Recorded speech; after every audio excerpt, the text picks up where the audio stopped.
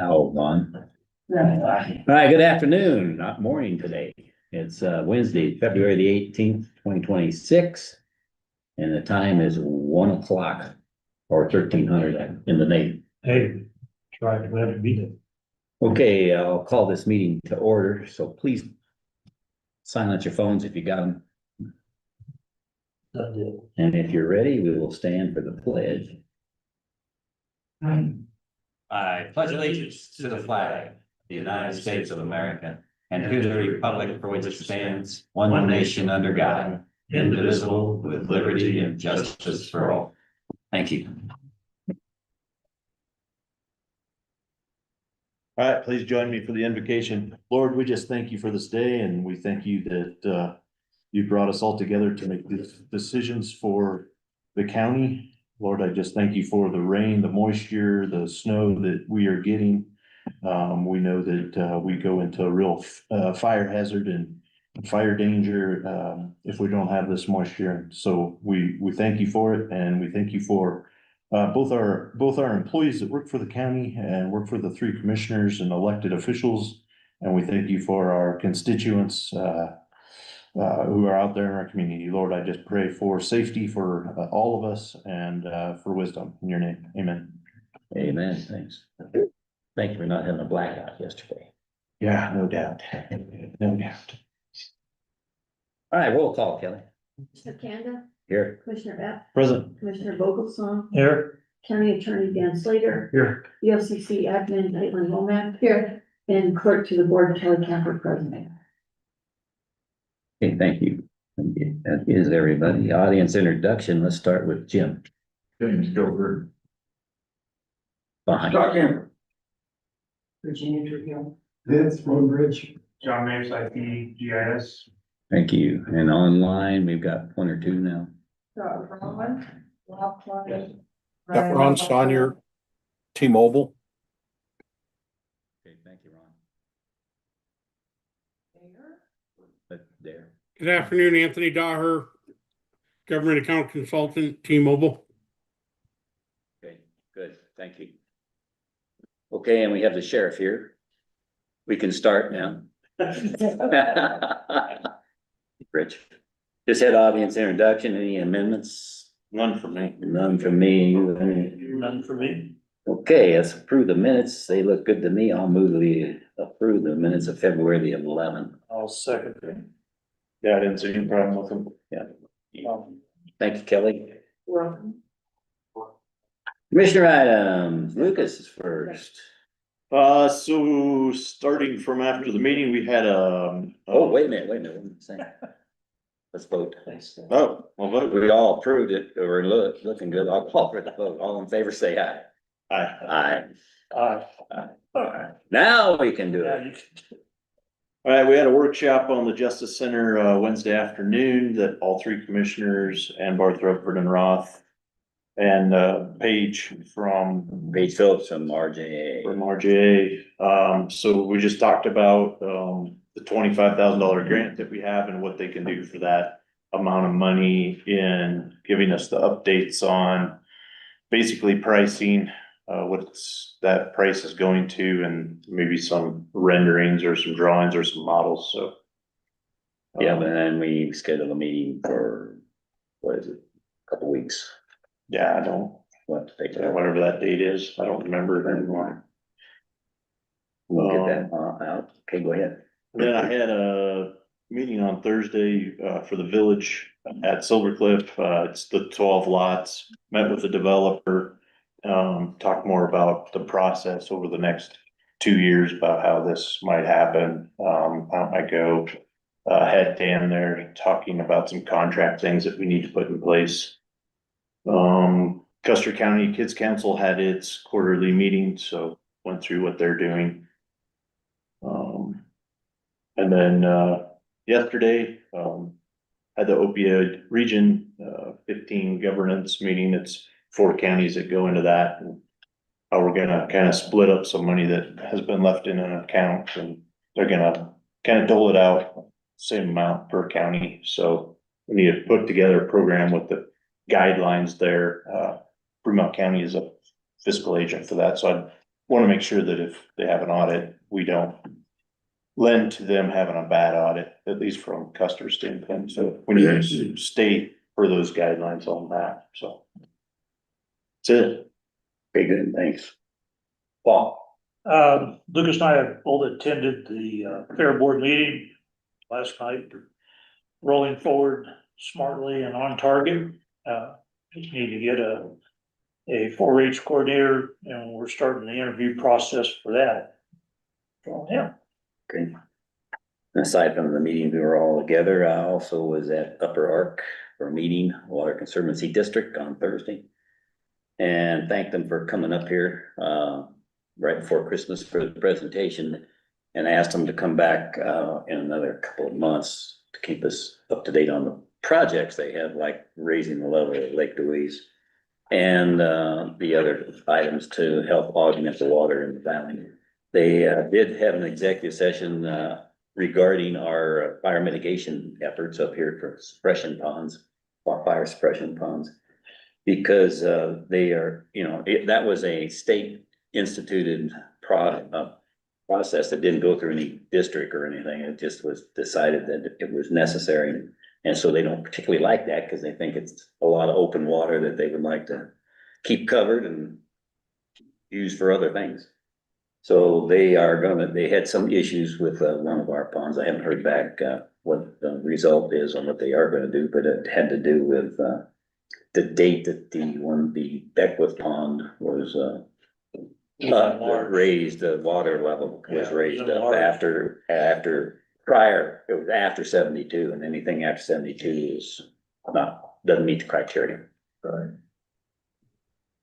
Additionally, I had the worst time in the world going up TV Hill or Bunker Hill. Right during the snow, took pictures of the transmitter and found out that it has got a problem. And was working with the TV stations as well as the engineer on it. And so based on the pictures and the discussion, they're coming up here to fix it tomorrow. Because it does have an issue with the transmitter internally. It's under warranty, so that's good news. But they're gonna have to figure out tomorrow what part to replace, if any, which might mean more wrath and indignation with the TV channels. Do we need to plow that road so they can get up? Yes, can you? We need to, because I had to hike up because the snow was just enough that it's just too much. Did you volunteer? Is that what I heard you? Well, we got it. I mean, we've always plowed. I know you have, and it needs it, only in a couple, it's where the curves go into to the north, where the north is always covered up, so the snow's in there. Yeah. So if you could do that. On top, it was okay though? Oh, yeah, it's okay on top, it's blowing off the top of it. Okay. It's just down, just below the top. Won't be hard, That's easy. yeah. And thank you for being here to volunteer. There you go.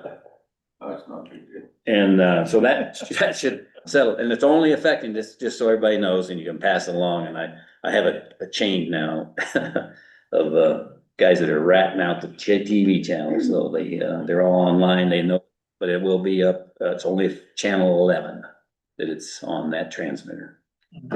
Yeah. And other than that, that's all I have for now. More? Dan? As Commissioner Rep indicated, I attended a meeting last week on the Village at Silver Cliff development. And just waiting on them to send me like a shell or draft contract that the county can enter into to get this started. Sounds like there's a bit of a rush to get it moving so that we can be well into this by the summertime. So that's kind of a hold up on that. And then I will not be here physically next week. I can't say for sure whether I will be here virtually, maybe a game time decision based on something I got going on, so. Okay. Good heads up. Admin assistant. Nothing today. Oh, okay, good. Okay, Virginia, how about an elected official report?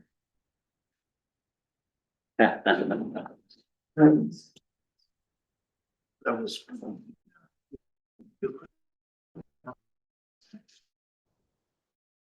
Yeah, that was unusual.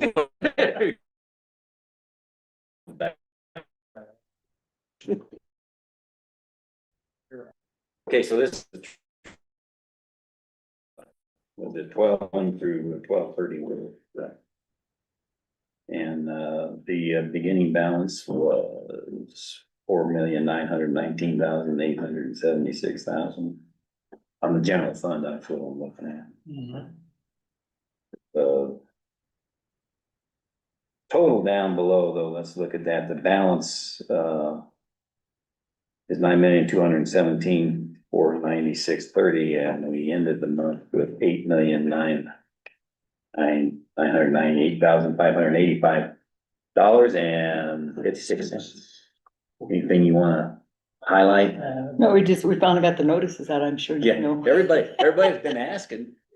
They're all excited. They may about wish it. they We would've wanna asked. pay tax. Oh, yesterday, that door never shut. This has never happened before in our life, they say. Do I need to take it off the hinges? Or does it not speak anymore? We were getting a lot of not complaints, concern. It was Yeah. concern. Oh, yeah, that they haven't gone out yet. And there's still a few counties that still haven't got theirs out yet. Really? Last I heard, last week, I think it was, yeah. Yeah, so that's the benefit of modern technology. Everything goes better now. Well, legislation doesn't help. No, it doesn't. Kelly can attest to that. Yeah.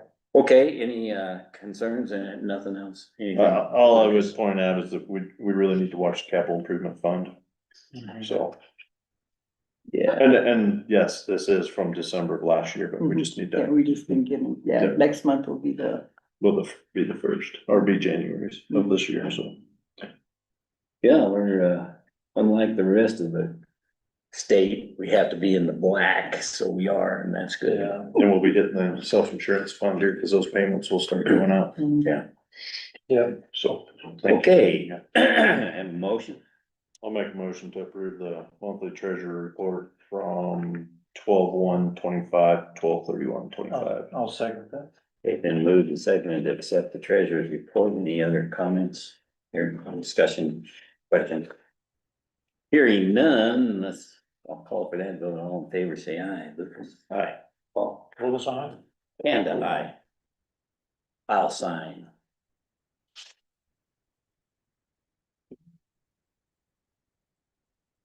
Very good. Thank you. Gina? Thank you, Dave.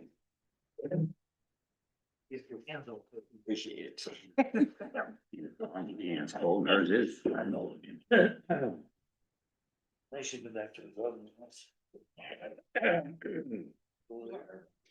Okay, we have some unfinished business. We moved to this meeting, and that's resolution 2612, and that's the travel policy. So.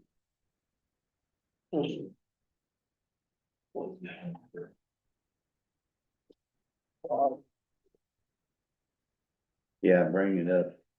Let's see. It's buried here somewhere.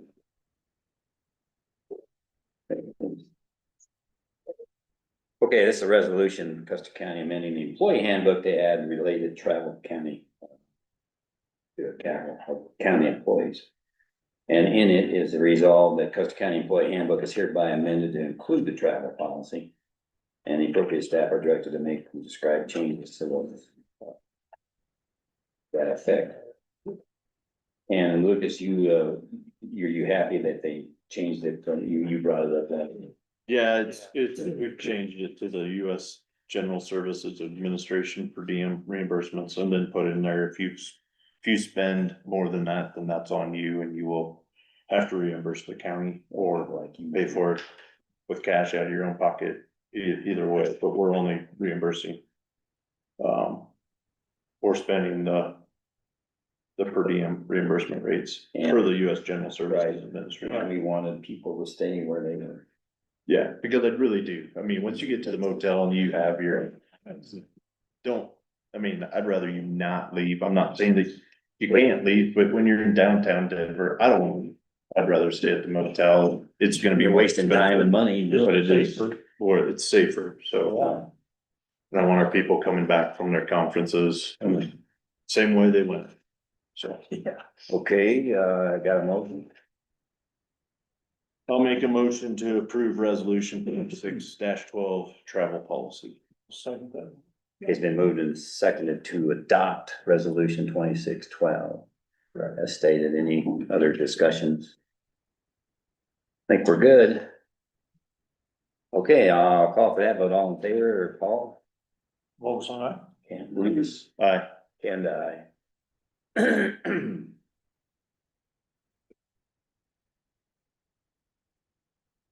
Okay, let's see. Now we're ready for the new business, and the star of the show is gonna be what the sheriff wants. Is a T-Mobile presentation.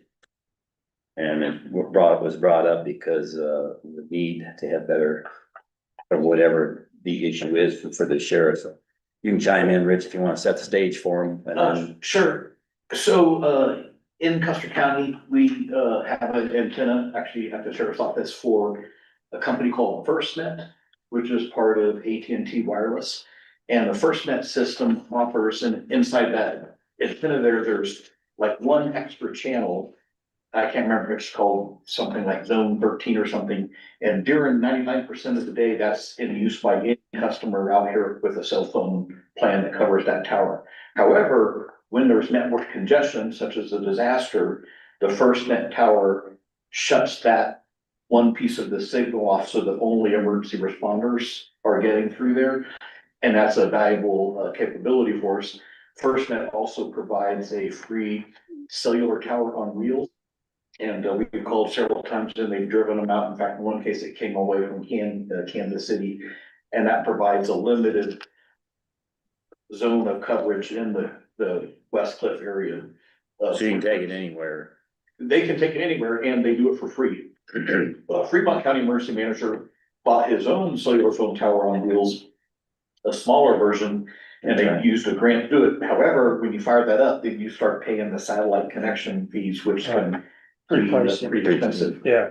We recently had a Verizon only cell phone outage and some citizens complained, and I think it's part of public safety that they're able to call 911.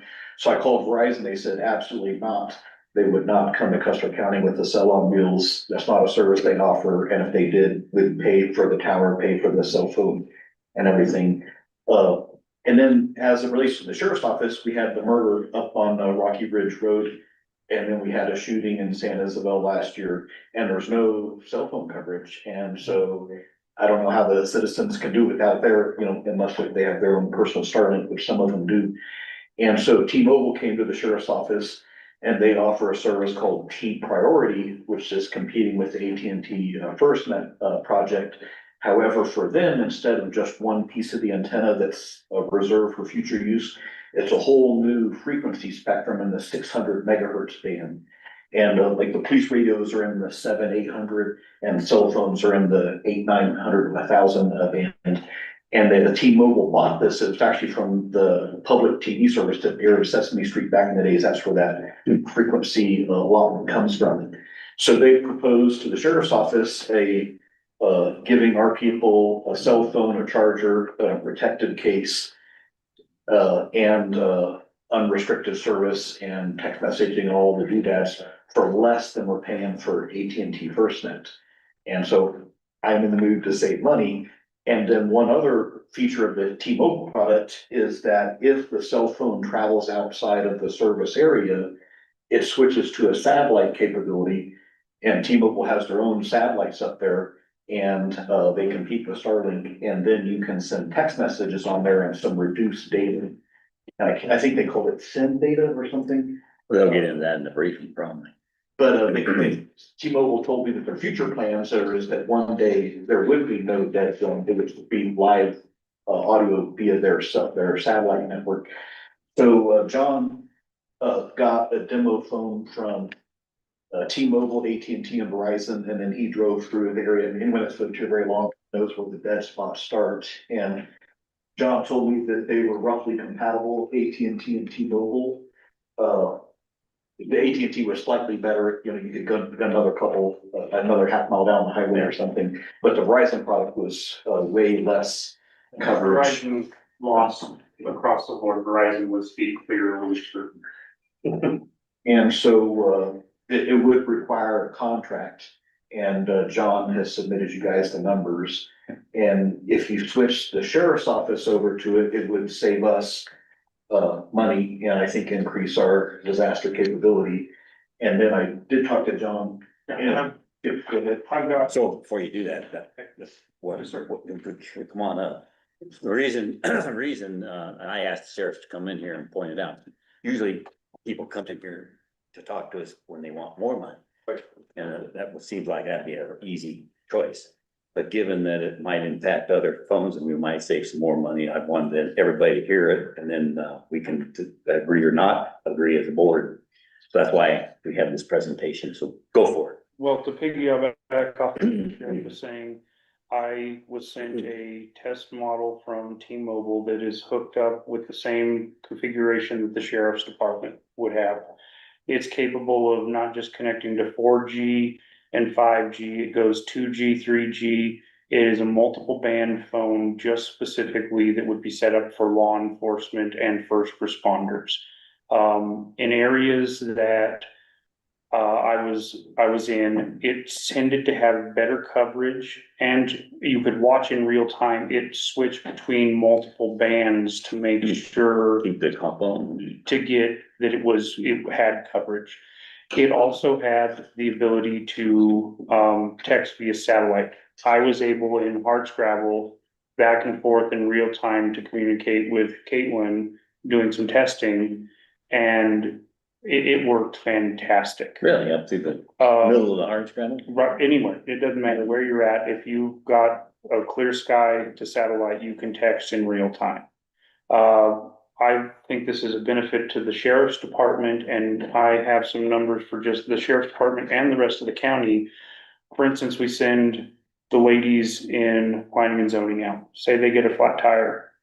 They're in a dead zone, how do they communicate? I don't mean the radio wouldn't help. I would not. No, It would, St. Isabel. correct. It gives the Maybe a ability to repeater. county employees to communicate in real time via text over satellite.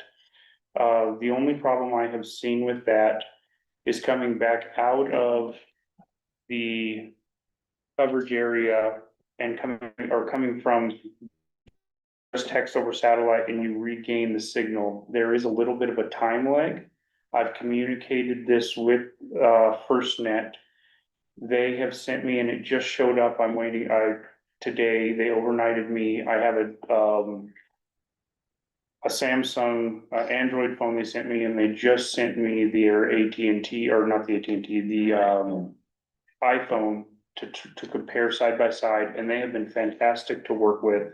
And I think going forward, they're gonna be fantastic to work with in figuring out where our dead zones in the county are and getting them fixed. Leaving from Hartscrabble, heading up to the top of the Bigelow, there was areas that I had 1 and 2 bars with AT&T. I was able to get 5 bars, 5G coverage with the T-Mobile. There is a little bit of transition lag from going from the text via satellite back to communication.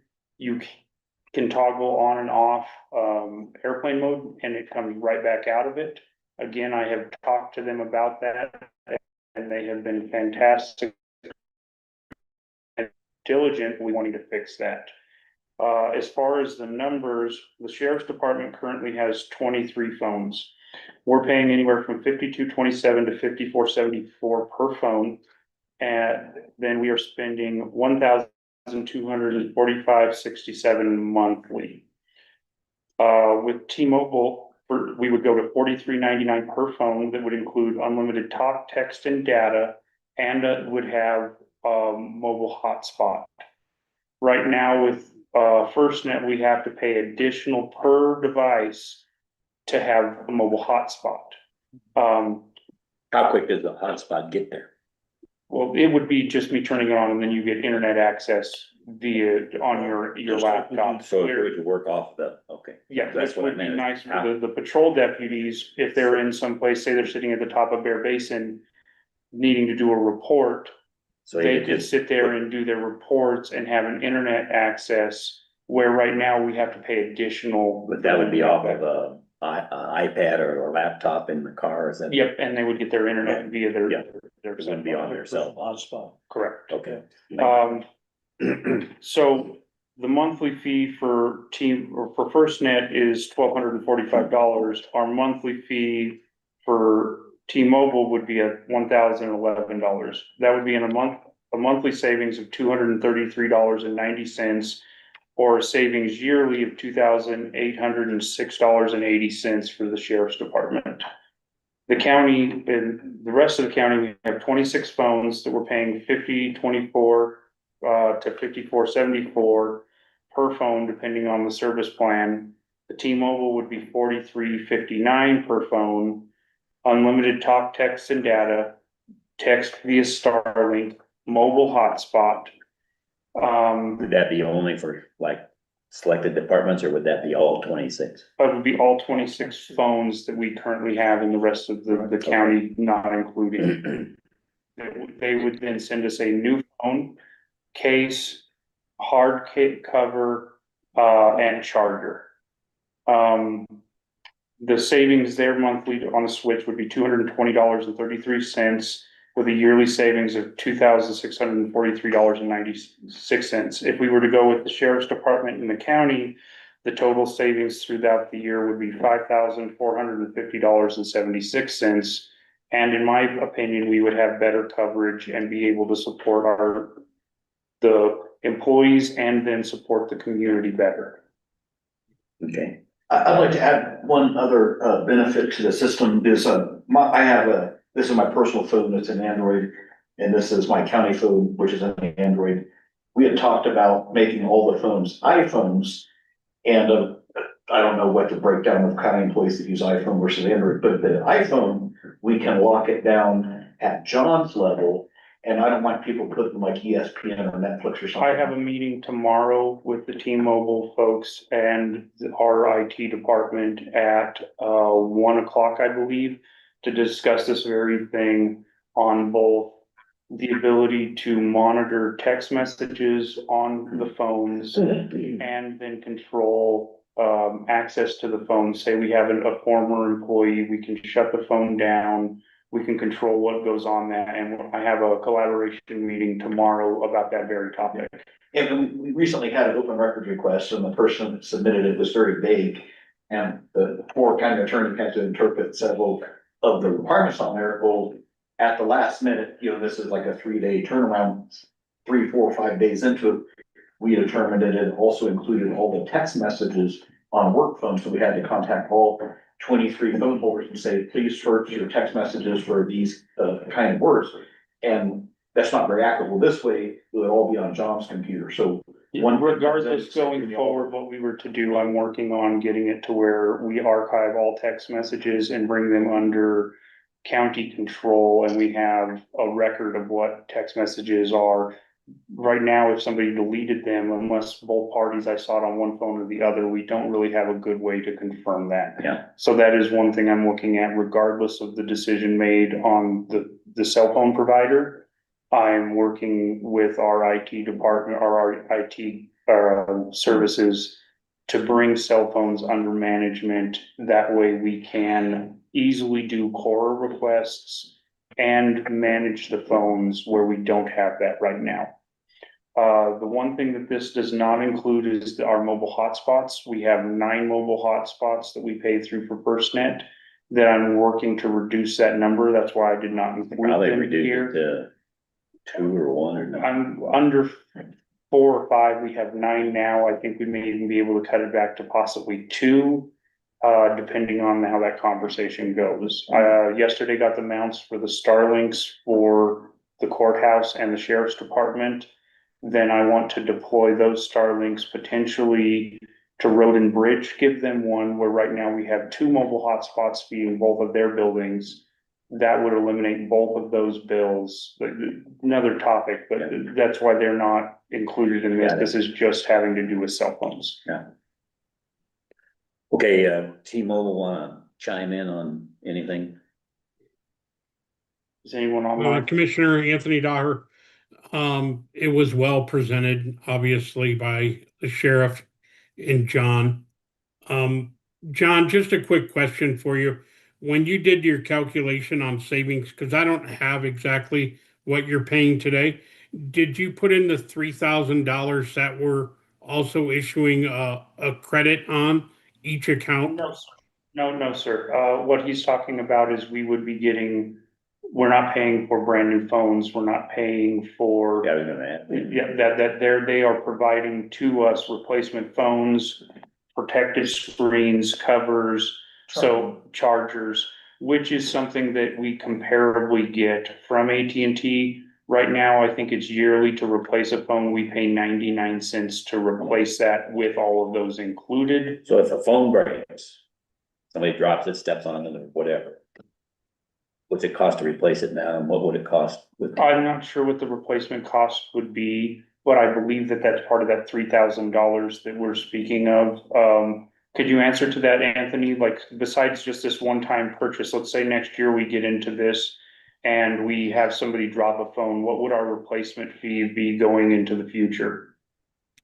Replacement cost is the cost of a new device, depending on what happens with that device, right?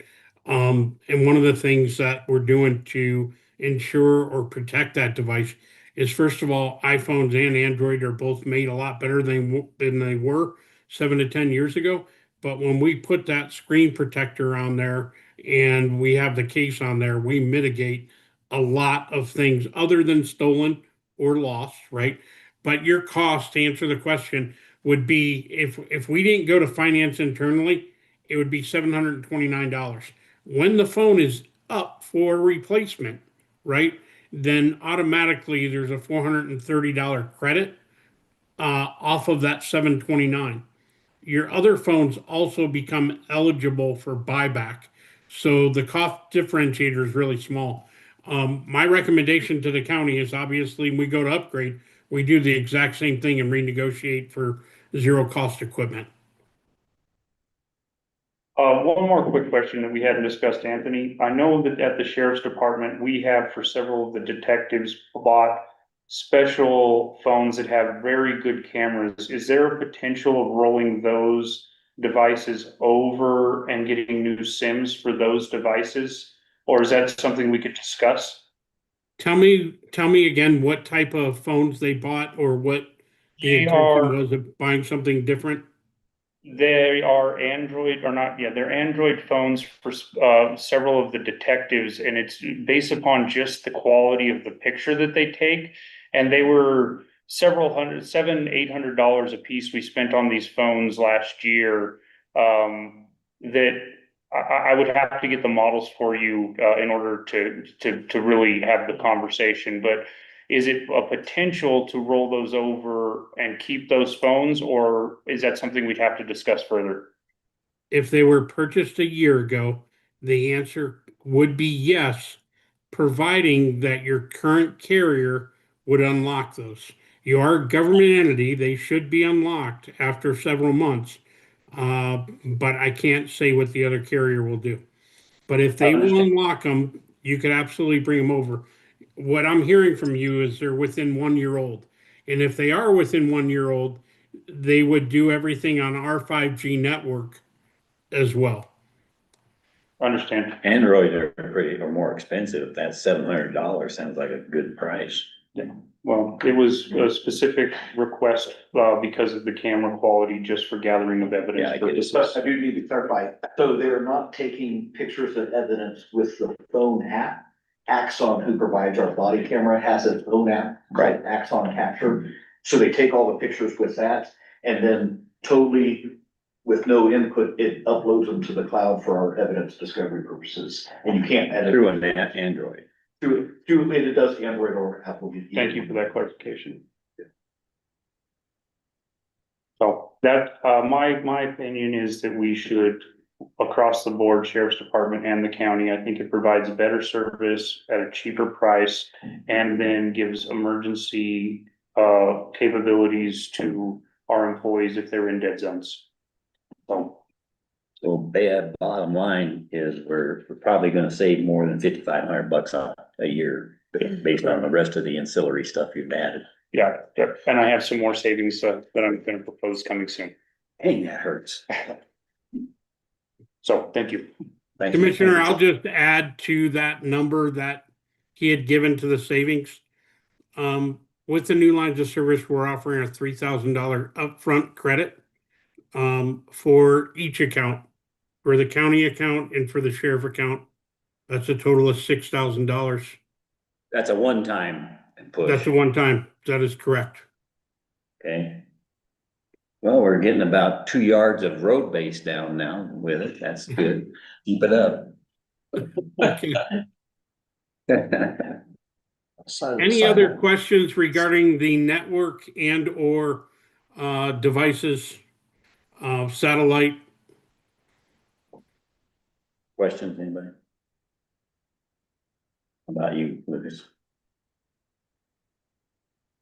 So the 26 phone plan, the county's general plan is more expensive than the sheriff's plan. That's correct. $7. The sheriff's, Go ahead. $6.50. So yeah, so by $6.50 a phone, why, I mean, how's come? Why? we actually, we invest a lot here at T-Mobile in first responders, right? And so in that particular plan, we're able to encompass everything that Custer County Sheriff's Department needs on our lower plan. The Sheriff's Department will actually get 61 gigs of hotspot data on our advanced plan, whereas the county employees will get more, right? But the county employees have wireless priority service and preemption from Homeland Security and CISA, whereas the sheriff's department has T priority. And T priority is our commitment to first responders to give them a slice of network 24/7, 365 for the best network possible, whether they're on voice or whether they're on data. So yes, you saw that correctly. It costs 50 cents more. And I do want to mention that I'll let Brent introduce himself for a second and see if he has anything to add to that.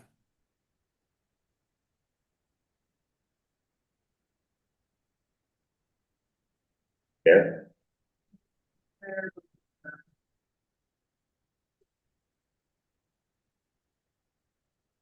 Yeah, looks like he's unmuted. He's just not. Yeah, we can't hear Brent. Brent, I think you might be on. Okay, can you hear me It's now? not coming through, but you're not muted. Cell phone company. How about now? Yes, yes, we can hear you. All right. Good afternoon, everybody. Brent Cooper, Senior Manager for Government for the region. And I apologize that I'm late to the meeting. I was double booked, but we appreciate the opportunity. I like to just sum up, right? The purpose of our team here at T-Mobile for Government is to come alongside you as a county to help you enable innovation, safety, and transformation through mobile technology. And hopefully you're excited about some of the new capabilities that we've launched and made available to help transform the way your folks communicate. Things that haven't been available in years past. So that said, did your question on the pricing get answered? It's right that the sheriff's department has a little different rate plan than the other departments, and there should only be a 40 cents a month price difference between the two plans. It's not 40 cents. No, I don't know how it's being summarized for you. It's $39.50 for the one and $46 for the other. Well, per phone, it's 40 cents. You are absolutely correct. And let me walk you through. I'm going to do the first one. If that's okay, I'll do the ultimate plan for the county employees. It does come out to be net what Brent said, but we get there a little different. And how we get there is we start out with a Okay. base rate of $46. And then minus 690 is the NASPO MA 176 contract that's blessed by the state of Colorado. That brings that pricing down to $39.10 with the discount. The telco Okay. surcharge. You track that? Do you see that now? Yeah, I do. Yep. Okay. Okay. When we move over, and I apologize, I should have been sharing my screen, and I can if that's helpful to you. That is not helpful. Yeah. Okay. All right, so we're just gonna move over and we'll walk through the other quote really quick. And the only difference is we do not offer the discount on the T priority because that rate plan is already discounted. So there's no 15% off of that. Okay. So when we look at the nets, it should be that delta that Brent described. Okay. You got your question answered? It makes sense now? Yep. Okay, so the draft contract that you had, John, you wanna talk about that a second? The contract, Yeah, I sent that over to Dan. Dan said that he had no issues with the contract, looked good, got that back this morning, confirmation from him. Caitlin is included, I believe, copy of the contract. yeah, I got it. Yes. Yeah. Well, it's on the, not in the hard copy, but it's No, in, it's in your hard copy. it's in this one now? Okay, Like my copies, but you know. okay, okay, good, yeah. Okay, you didn't have a problem, huh?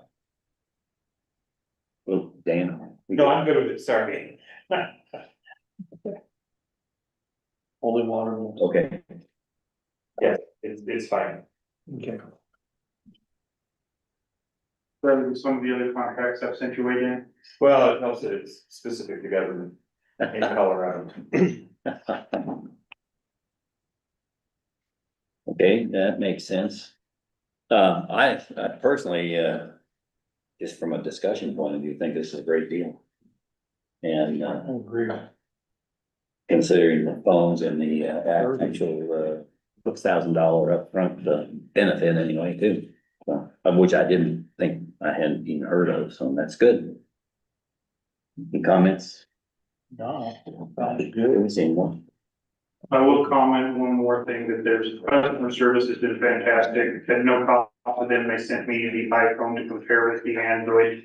And just so I can take a look, and regardless of the decision we make, help them, help our community moving forward with the dead zones. Yeah, Yeah, I like to. oh, yeah, that's another big benefit. My whole county or my district does. So any community member in Custer County that has a T-Mobile phone and is in a non-coverage area like Harsh Travel or San Isabel, is text to 911 and we have that capability.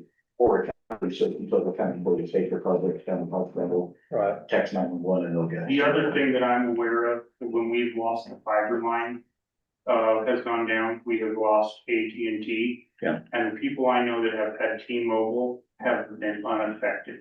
Right. Okay, so say it again, Rich. Anybody text 911 on any phone, Correct. it'll automatically go up through. Yeah, so AT&T or Verizon, you can text 911 if you're in their coverage area. T-Mobile, you can text 911 anywhere, the coverage or no, and it'll go through that satellite thing and get to very close to you. It worked great. I actually texted someone using the satellite about a cow on the road. In a dead zone in Custer. All right, Yeah, a few months ago. okay, But well, it saves us money and then it also makes our core requests more Right. efficient. Yeah. Oh, yes, yeah. Yeah. okay.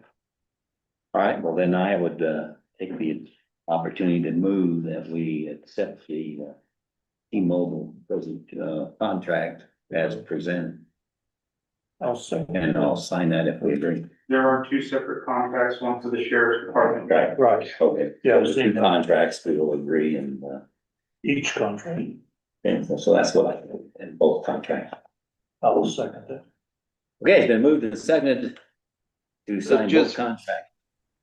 Hold on a second. We sent it over as one contract with both of them listed in it. So unless you need us to separate it into two, it is just one that you need to sign. It's okay to leave it. That's good, because I only reviewed one, so.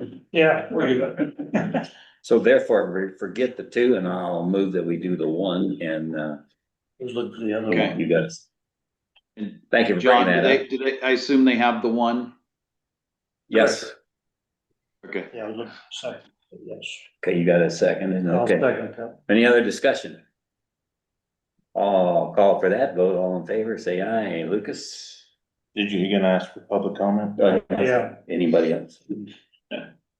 Nobody? Okay, Okay, aye. all of us on it. And I. Very good. Thank you, guys. Thanks, Thanks for the John. help. and Thanks for the extra safety. You bet. Thank In you. the state. Thanks for the opportunity to partner with you. We appreciate it. Thank you, commissioners. Thank you, Sheriff. Thank you, John. Have a great day. Thank you. Thanks. So if anybody complains, they're gonna call John or the sheriff. The sheriff. Get good through. Call the sheriff. All right, thank you. He's used to those late night calls. Okay, next up, Redlands Accounting Contract. Rufus. Who's up? This is actually Vernon will. Or speak Vernon. to Oh, us. I'm sorry, Vernon. I didn't see Vernon. You're behind the He scenes. didn't. I know. Thanks, Vernon. No one behind the curtain. Come out, please. Behind curtain. Oh, it's a man. Oh, good, you're on. Go for it, Vernon. What we have in front of us is the, excuse me. The letter of contract from Redlands Accounting and Advisory. It basically parallels the previous, contract that we used, throughout 2025. And actually started in 24 with, certain additions, including, certain year-end reconciliation, monthly and year-end reconciliations, as well as the addition of, let me make certain I'm reading it correctly, compiling an RFP for audit services and posting into the CPA sites around the state for the eventuality of going out for a new auditor. Essentially, what Redlands Consulting does for us is they do the accounting. They help with the reconciliation between the treasurer and the financial software systems. They monitor and reconcile cash deposits, payroll, the accounts payable system, as well as our credit cards and receivables. And then they help us, excuse me, prepare for the year-end, the audit, as well as year-end services, bringing us into compliance with GASB 87 and 96, so over the last 2 years, we've done a lot of work with this, excuse me, with making certain that we are getting our reconciliations and our accounting processes under control from the past. I'm trying to thought here.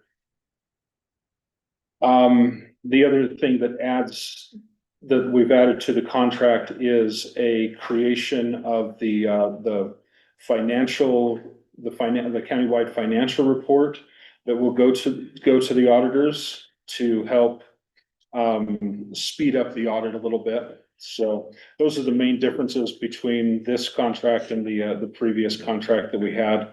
They dedicate 1 week a month to our to working solely with us, and they are very, very good with daily consultations as excuse me, as stipulated in this contract as well. So it's a really good deal because that's not the right term. Apologies.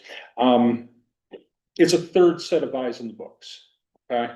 We have the county's eyes in the books, we have the auditor's eyes, and we have the accounting's eyes, and they're a separate entity. And keeping those eyes in the books is very, very important. That really is what, a lot of the findings from the auditors over the last 20 years state is that we need monitoring, monitoring. So that's what Redlands Accounting provides to us. Is monitoring and a collaboration working with us to make certain that we are compliant with GAAP and GASB rules. And it's independent, our auditors can't tell us how to do it, just see the problem. Right. So independence is a very interesting issue. We don't have to make any recommendation, or we don't have to make any changes based off of our audit. Right. They don't control anything. We don't have to make any changes based off of their accountants either. We review these, we review their changes, we review their recommendations, and we make the changes. So we keep them separate, we keep them isolated. Yeah. And that's the way it needs to be. Yeah, we've added, a lot more for them to do that is becoming frowned upon of our auditor doing, which, wasn't against the law. It was generally accepted. It's now becoming not so well accepted. I don't know how that's gonna work in the long term when you look at how few auditors and accountants there are nationwide, but, it is what it is. So we're changing, what we're gonna do with this scope and, so all those assets, we continue to ask about sheriff's department and other things. This will become, it'll become a nonstop issue with me, especially, we'll have to have some hard consequences if we can't get the information for these assets and the asset management and the depreciation, because it can no longer be gone. Well, we'll just let Sam DiNardo, we'll just let our auditor take care of it. It's no big deal. No, it is a big deal, and it's been a big deal for a long time. Yeah. So it's why I've sat here and have made the fuss that I've made about it for so long is that it is a big deal. We need to know, and we should know exactly what we have and exactly what we don't have. Right. We need to be very specific. The people who paid for it, they should be able to get the answer, so. I think Redlands has done a great job for us, and from coming from an auditor standpoint, they know what auditors are looking for. They know, what we should be putting together, so. And yeah, they are open to us. I tell, our staff, you got a question, call them, because they will take a call at any point in time as part of it. Yes, absolutely. Let's make sure we get the help when we need it, and immediately, whether it's Dan Slater, CTSI, our insurance companies. Let's get those answers as quickly as possible. Yeah. Let's not wait until after we've done something to call them up and say, Help us. help us unjam this. Being transparent. So, So one of the things, they're on site at least every other month. And then we also have, basically weekly, Zoom calls, screen sharing and confabs on a weekly basis. So they've been very, very good working with us. Okay, I'll make a motion to approve the Redlands Accounting and Advisory LLC contract for the year of 2026. and I'll second it. Any other discussion here? Sounds good. Out here? Public, online? Great, thanks for the heads up. I'll call for that vote here. No other discussion. All in favor, say aye. Paul? Lucas? Aye. Kanda, aye.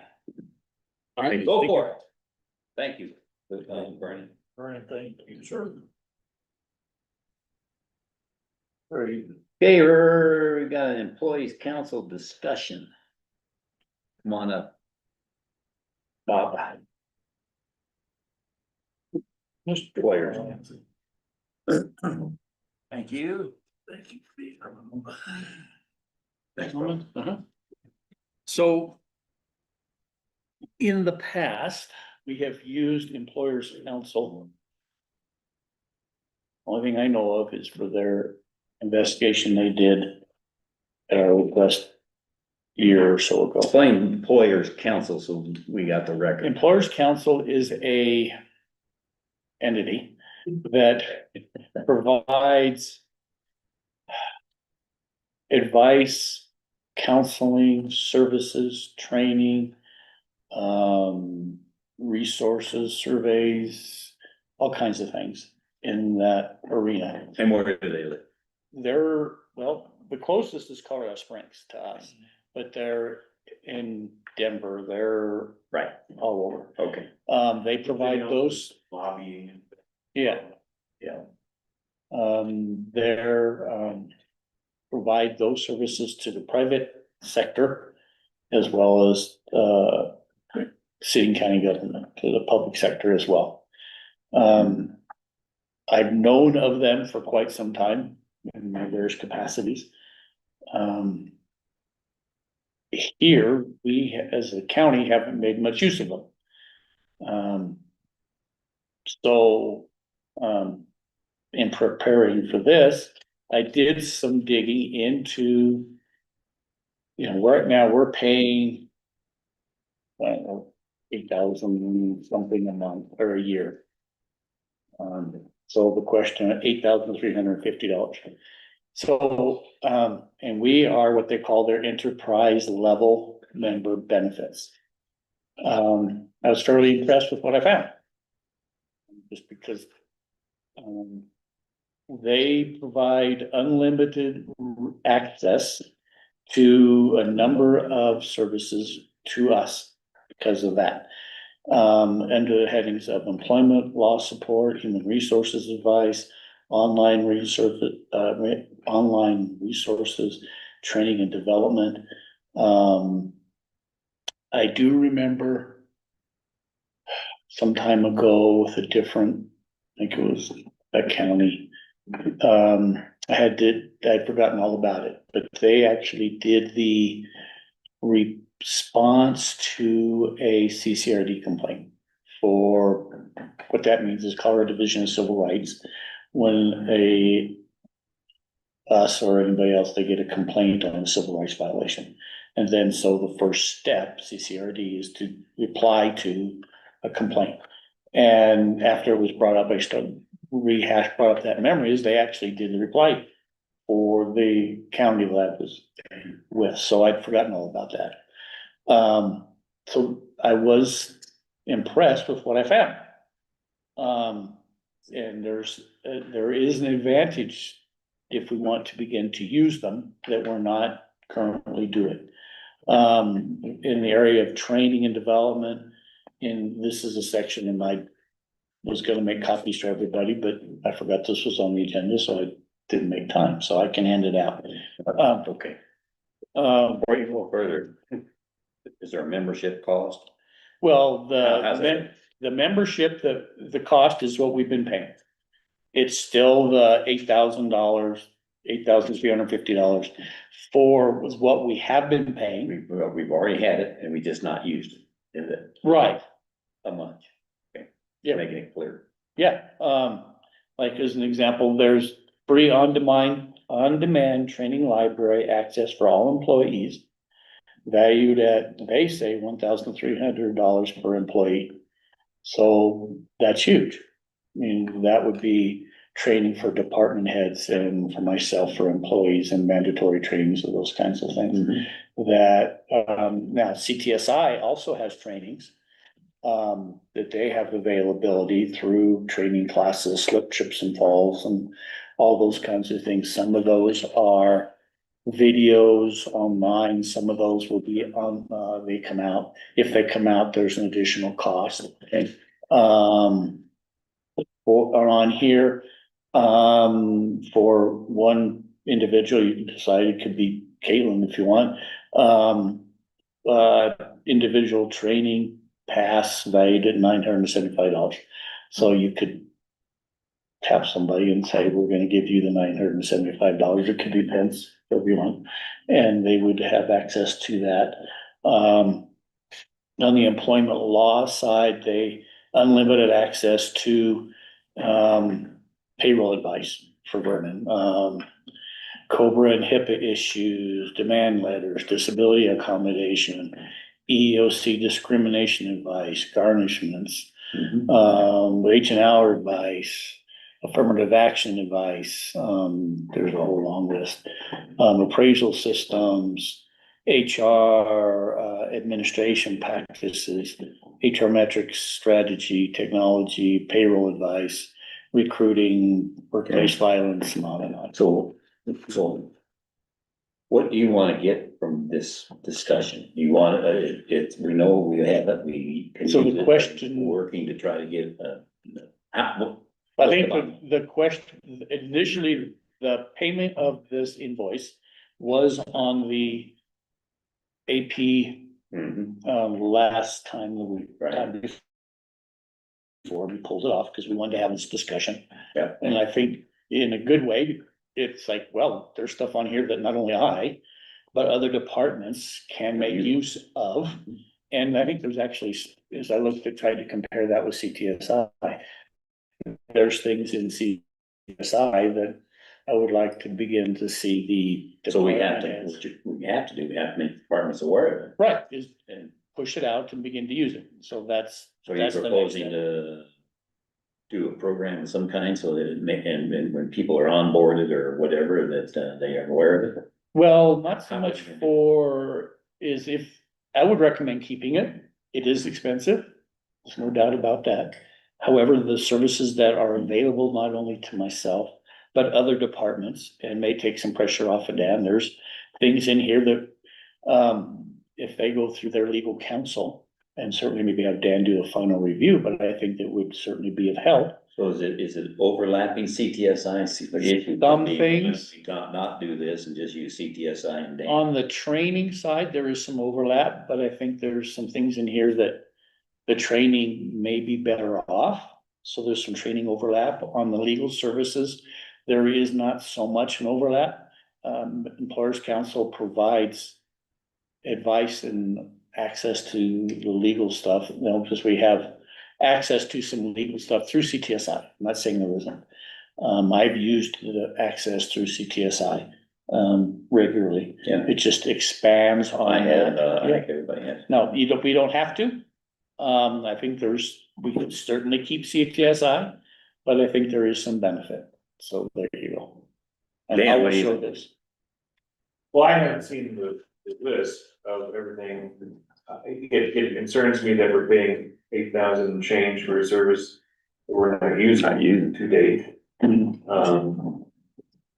Certainly don't have to. When did we start using it? That is. How long have we must have had it? We've been paying it out for quite some Just a time, long because time. we had used, employers council and cost us, I don't know, $10,000-12,000 here. Well, yeah. 3-4 years ago. Yeah. And that was on top of the 8,000. Right. So, if I think we need to, and this is part of what I've asked Bob to do, is put a list together of all the insurances we pay and all the other programs, fees that we pay, and Caitlin and I have talked about this as well. So that we're not overlapping and we're not paying double or triple or quadruple for 4 different services that provide all the same thing. I mean, we don't have 4 attorneys, we have 1 attorney, but. You know, this is like having 4 attorneys. Do we need that? Do we want that?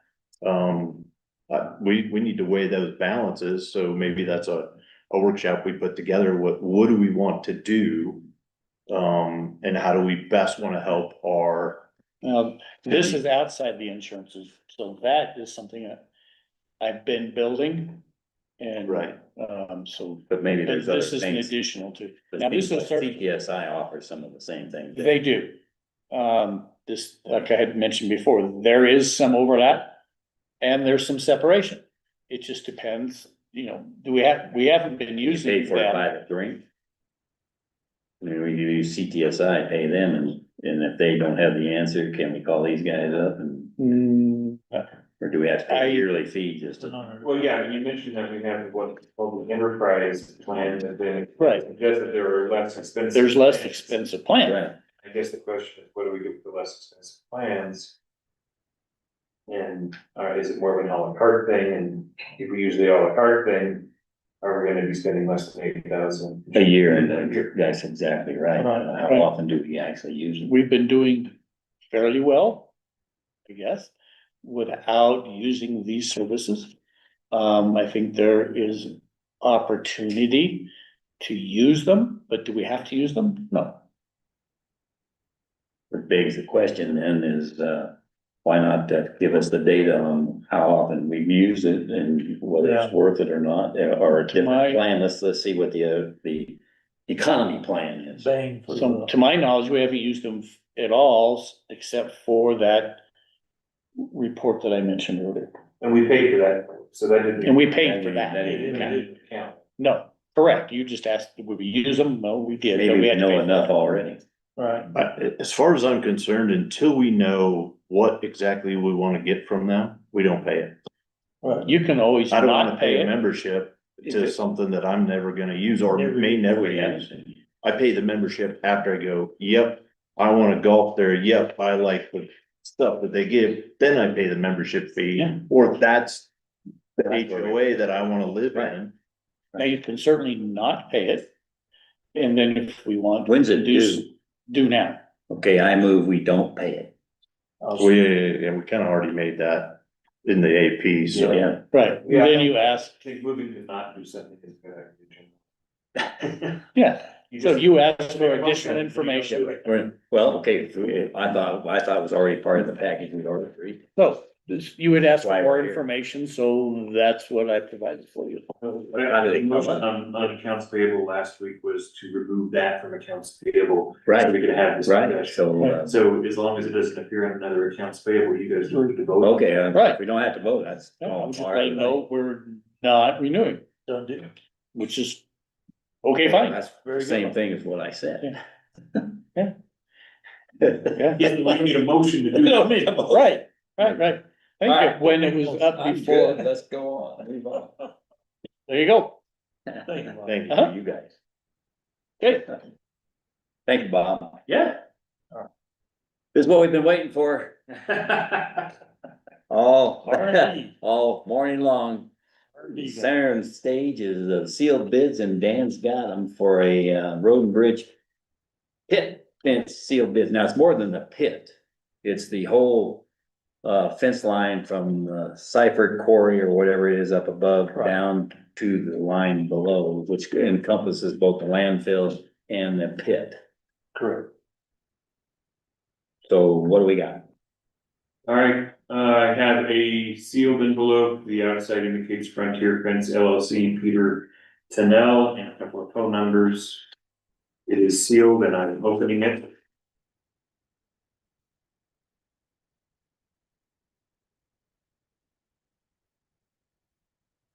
The sealed bid from Frontier Fence indicates a job description of roughly 3,960 feet of 4-strand barbed wire stretched over steel bracing set in concrete using 1.33 grade T-line post. Barbed wires to be class 1, 12.5 gauge wiring. T-posts should be spaced 16 feet on center. Wiring heights are to be 44 to 45 inches AGL for top wire and 14 to 16 inches AGL for bottom wire. Others are to be spaced evenly. Bracing will be new steel ground posts set in concrete. Terminal posts to be no less than 3 feet in ground. And support posts to be no less than 2 feet. A connecting steel tubing will be welded, creating a floating brace construction angle. Multiple ranch style gates to be constructed per layout. Old fencing is to be demoed. All wire to be spooled up and tied. All posts will be gathered and separated if needed. The total of the bid is $12,643.36. Okay, just to remind everybody, this is to keep the cattle that have been getting into the pit and into the landfill out.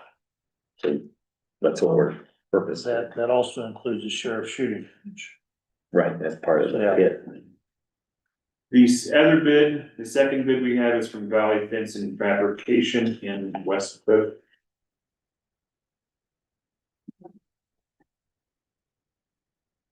It's nothing.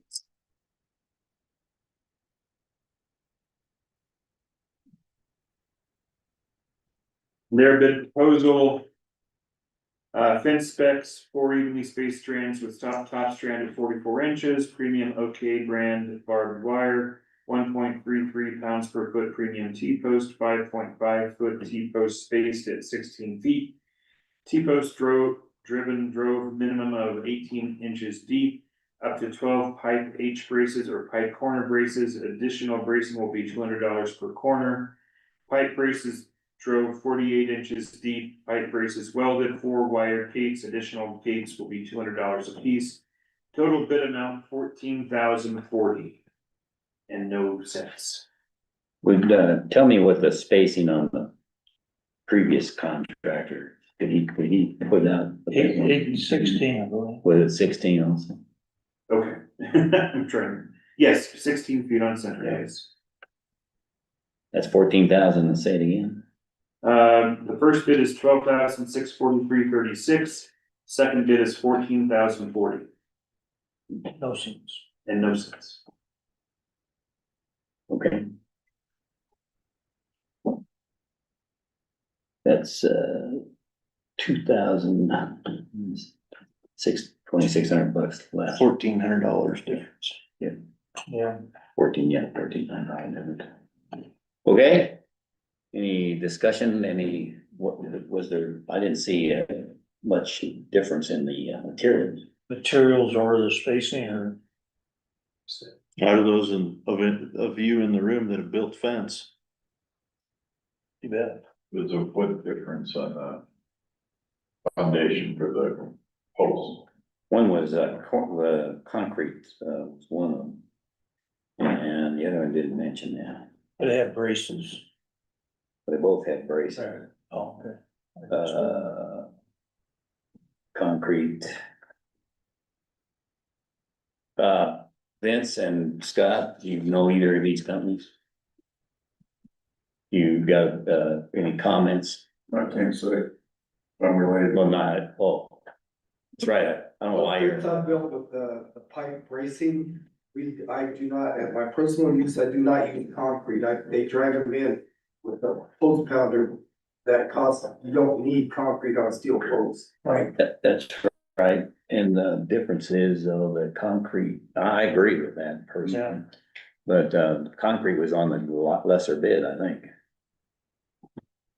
I don't know that helps much, because if you have a problem, you got a bigger problem fixing it. If you have a bent. Well, I can say that in heavy frost areas, that concrete or that rock will get a hold of that concrete, shove that post. Pushes it up. Right. Yeah. You push it out. That's, I agree. Yeah, I've never heard of putting it on the concrete or on a T-post necessarily. If they use drill stem pipe like some of us ranchers use here in the valley, it doesn't go anywhere, even in wet ground, or it doesn't adhere to brace posts once you put them in, pound them in. Yeah. My posts, I put my brace posts are 10 feet long, and there's drove in the ground 5 feet for the braces. And you're in my country. And I'm in wet ground, and they don't move. You probably have less of a spread though, 16 feet is pretty wide. No, all my steel posts are set on 16-foot That's standard. standard. Yeah. I did, not for me. Yes. A lot of them use 12. All right. Any other comments?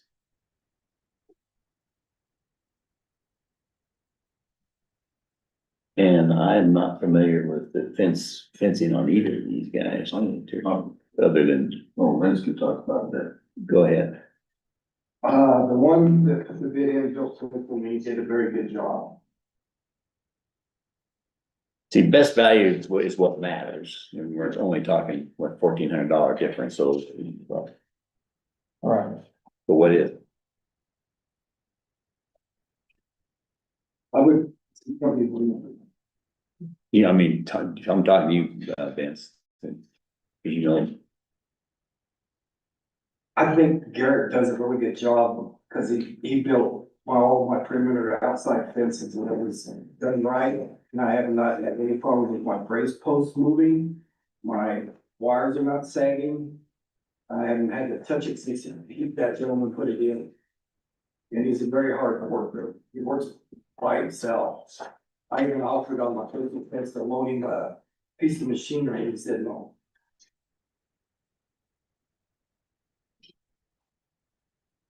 Think, Paul? There we go.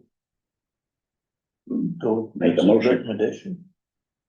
Got a motion? Which one? That's the valley fencing. Valley fencing. I make a motion that we accept Valley Fencing's bid, closed sealed bid to put the fencing up at the landfill and pit.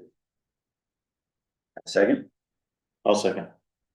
Okay, it's been moved and seconded to accept the proposal that presented by Valley Fencing Fabrication LLC, a total of $14,040. Any other discussion? The only thing I have to say is the reason this fence needs to go up is the cattle that's been getting into our pit, we have a solar powered pump. The cattle that's been getting in, been knocking our solar powered panel over and the battery. Yeah, it's been costing us money as well. Yes, and they're rubbing on the fuel tank, they're getting into the hoses. And they're rubbing on our equipment that's parked at the pit. So therefore, after we get whoever crushes our gravel, after we have that meeting, he's gonna have a crusher unit out there, and electrical lines are approximately 2 feet off the ground on stands. And if the cattle get in there from his power plant to his crusher unit and tear them up, then that's additional cost. Well, and the other issue too is, not that it won't become an issue, but we have the sheriff's training range down there. You know, bullets ricochet. Well, that's true. And then if the cattle are there when the pit's active, there's a good chance that the cattle can enter County Road 328, which is Rosita, and could cause an accident. Sure. Then we're additionally filling up our landfill with crap. Yeah. And carcasses. That's why we. All right, anything online? Go ahead, Brian. Brian Lockhart, landfill supervisor. I just heard Vince bring up the point about the crushers coming in. And I'll refer to Lucas as far as what we have in capital improvement. Can we afford it? Either bid, really. Are we on a time constraint, meaning when is the crusher coming in? And the only reason I'm bringing this up is would it save the county money if A, landfill, and B, road and bridge went in on it and built the fence? Again, I don't know. As far as materials go, I haven't done any research. I don't know if it would save the county any money. If we are on a time constraint, I guess it doesn't necessarily matter. But anyway, I'm just bringing up those two different, thoughts on the fence. A, saving money, and B, if there's a time constraint. I guess that's all I have to add. Okay, well, that's a good thought. The time constraint is just the safety issue we're talking about and the equipment problems. And the other one would be, do we have the ability to build a fence? We gotta get the guys off doing whatever else they're doing. That's, let's see, 3,900 feet of fence is like a little over a half a mile. Mm-hmm. A lot of fence, not time. I don't know, you, Vince, you got road and bridge crews and landfill We're crews. pretty thin. Yeah. We don't have a problem with frozen ground. No. Okay. Gotta have moisture before you have frozen ground. Yeah, right, and that's our problem, we can't do it. I don't think, I think we would lose money having our guys do it personally. Oh, yeah. And time. Because the other things that are necessary. Well, no, I agree with you 100%. Good point. If it was a little bit different time and stuff, yeah, but you field all these calls from all these people about bad roads and. Well, right now, you're spread thin trying to get to the washboards that are everywhere right now. Well, because it's frozen ground and it's dirt, it's powder.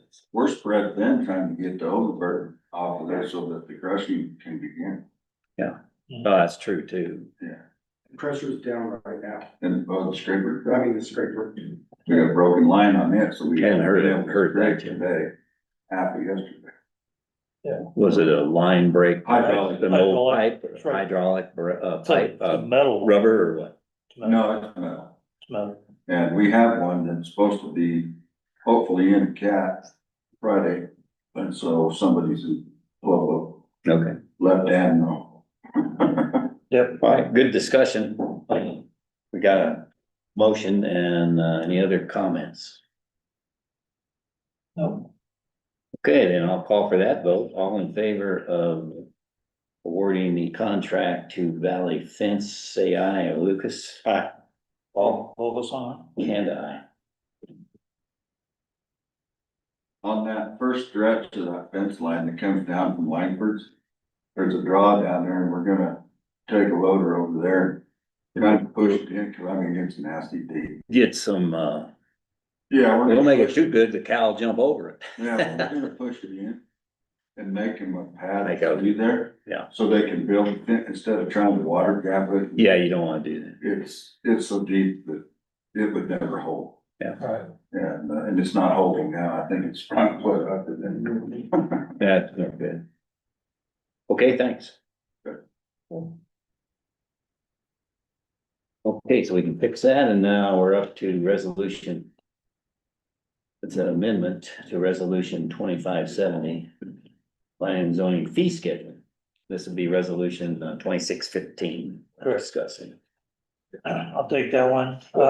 We have a correction to a resolution, this Custer County Resolution number 2615. Resolution is further amending the resolution adopted fee schedule for various Custer County departments and officers. This was left out of the actual resolution 2025 tax 70. And where the Board of County Commissioners, on request from the county planning and zoning department, wishes to amend the planning and zoning fee schedule as to the fees charged for short-term rental renewals.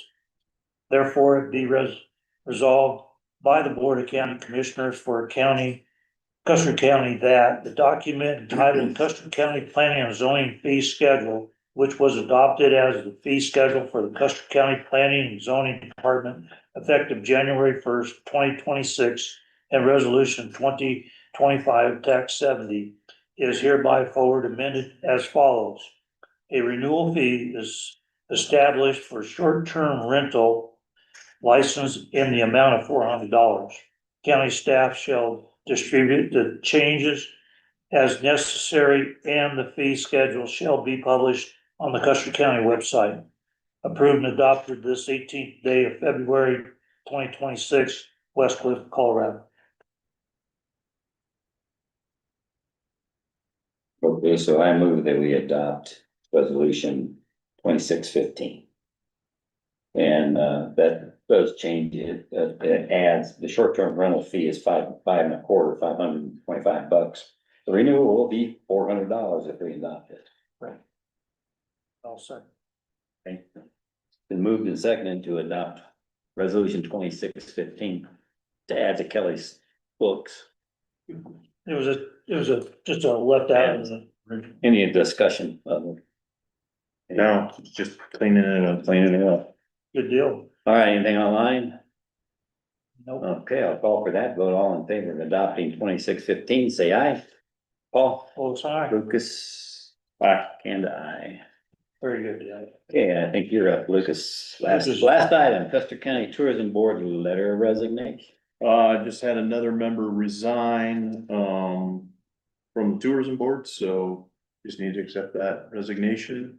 And that'll then be 2 openings that are on that board currently. And the board consists of how many? 9, so it's right now it's at 7. This John Mallett. John Mallett has resigned. Okay, I'll move that we accept John Mallett's resignation from the tourism board. I'll second that motion. Okay, it's been moved and seconded that we accept Mallett's resignation. Any other discussion here? No, out here. Fine. Okay, then I'll call for that vote. All in favor, say aye. And Paul? Vote is aye. Lucas? Aye. Kanda, aye. 24.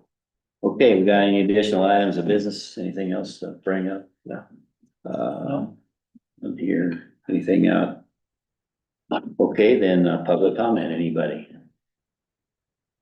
Gee whiz. Well, hearing none,